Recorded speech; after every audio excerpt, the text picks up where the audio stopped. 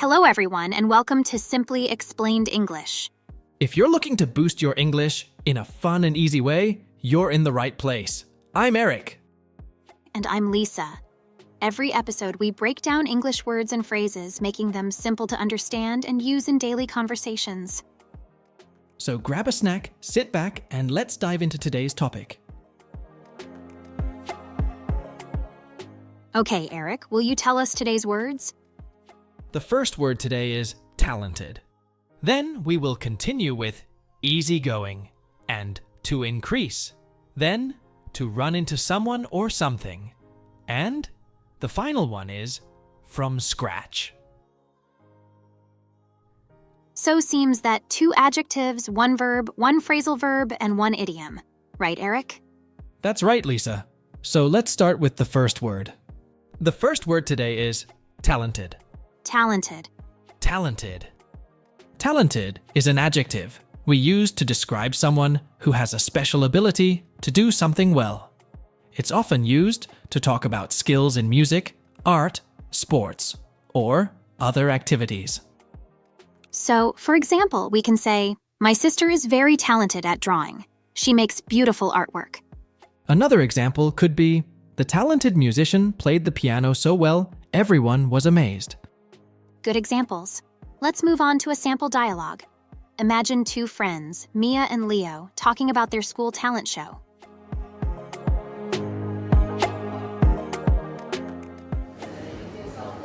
Did you see Kevin's magic show at the talent show? He's really talented. Yes, he was incredible. I didn't know he had such talent for magic. And how about Sarah's singing? Her voice is so beautiful. She is very talented too. Definitely. Our school is full of talented students. It makes the talent show exciting every year. That dialogue shows how the word talented can be used to describe people with skills or abilities.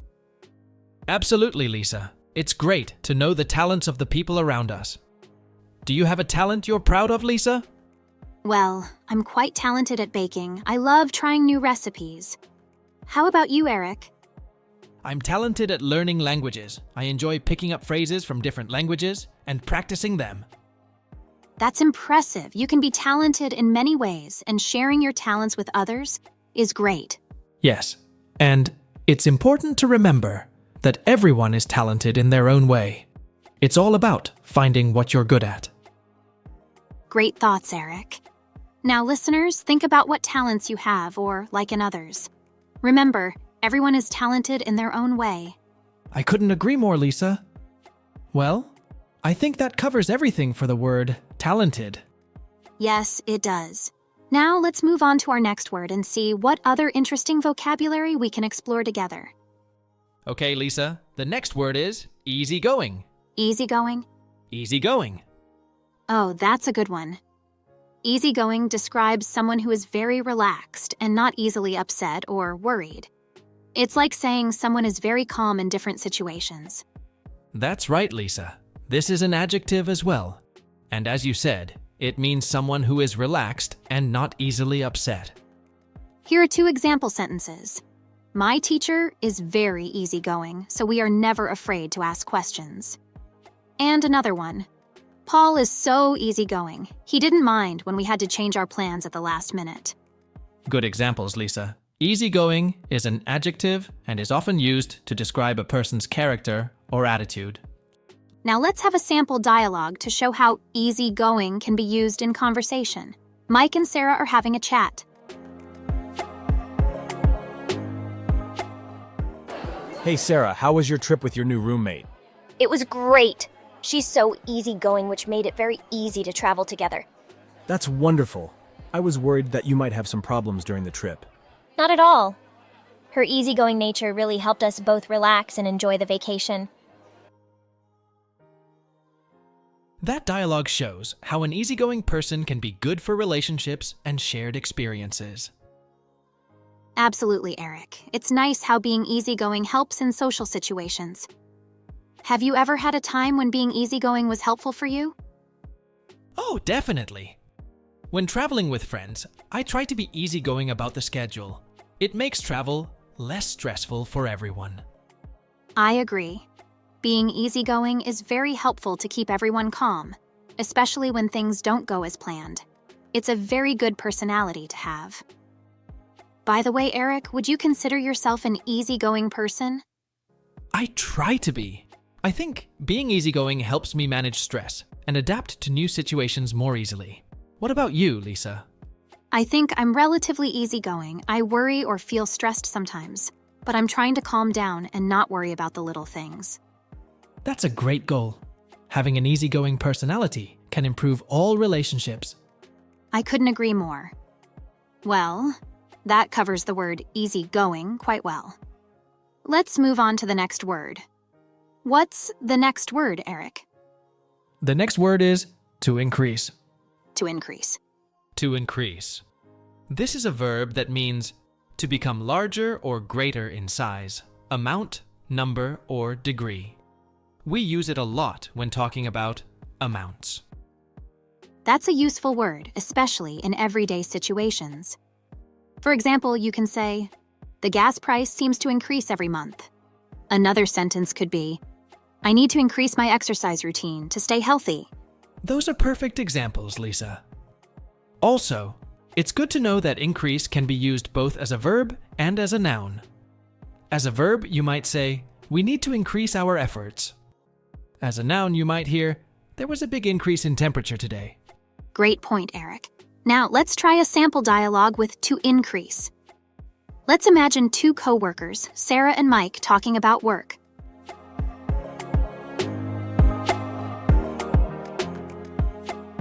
Have you noticed the increase in customer calls this month? Yes, I have. We need to increase our team size to handle all these extra calls. I agree. An increase in team members would definitely help manage the operations better. Absolutely. Plus, increasing our service quality is key to improving customer satisfaction. I liked how they used both the verb and noun forms of increase in their conversation. This really shows that the word can be used in different situations. Yes, it does. Can you think of a time when you had to increase something in your personal life? Sure. I recently had to increase the amount of time I spend on my hobbies. It really helps me relax. What about you, Eric? Any recent increases? Actually, yes. I had to increase the budget to remodel my house. Things got more expensive than I planned. That sounds challenging, but necessary. It is. We hope our listeners found today's discussion on the word to increase informative and helpful. I hope so, Eric. And they can also increase their vocabulary with our podcast. Okay, let's move on to our next word. The next word is run into somebody or something. Run into somebody or something. Run into somebody or something. This phrase is a phrasal verb.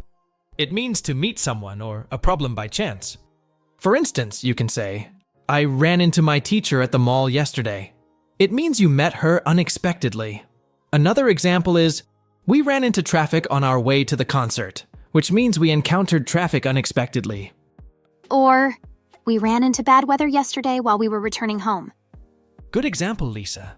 Let's see how this works in a dialogue. Imagine a scenario where two friends, Bella and Zoe, are catching up over coffee. You won't believe who I ran into yesterday at the grocery store.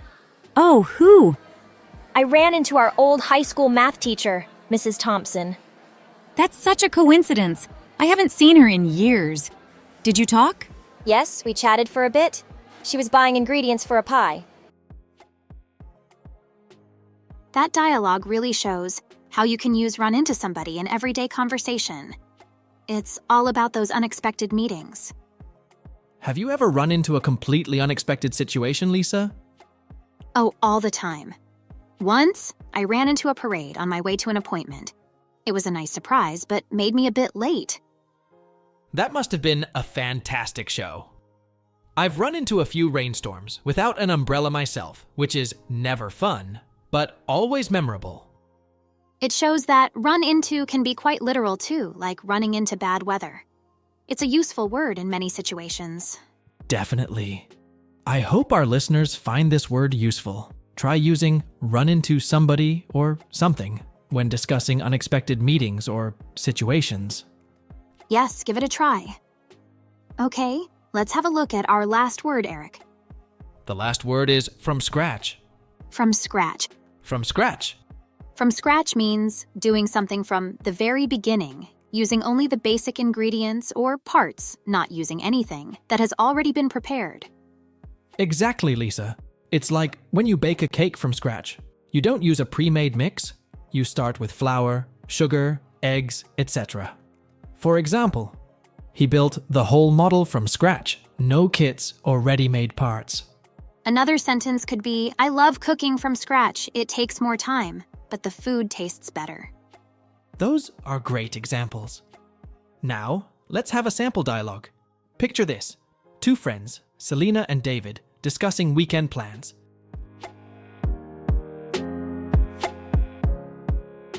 I'm thinking of baking a pie from scratch this weekend. Want to help? From scratch? Wow, that sounds like a project. I've never baked anything without a mix. It's more fun, and you get to learn a lot. Plus, homemade from scratch always tastes better. True. I guess it would be interesting to see how it's made from the beginning. I'm in. That dialogue really shows how from scratch is used to describe making something from the most basic ingredients or starting point. It does, Lisa. Have you ever started a big project from scratch? Yes, I once started a vegetable garden from scratch. It was a lot of work, but watching everything grow in the garden was incredibly rewarding. What about you, Eric? I've written computer programs from scratch. It was tough to start with a blank screen, but it's amazing to watch what you make improve. It seems like starting from scratch can be used in many different areas of life, from cooking to coding. It's all about making something unique and personal. Absolutely, Lisa. We hope our listeners all feel inspired to try making something from scratch. It can be a wonderful way to express yourself and learn new skills. It's always rewarding to put in the effort and see the results of your hard work. I couldn't agree more. Well, I think that wraps up our discussion on the idiom from scratch and our podcast. Yes, Eric, we have reached the end of our podcast today. That's all for today's episode of Simply Explained English. We hope you found it helpful and enjoyable. Don't forget to study what you've learned today and always be curious about the words around you. Be sure to join us next time for more insights and tips. Subscribe to our channel and please like our podcasts. Thanks for listening and keep learning. Bye for now. Bye-bye.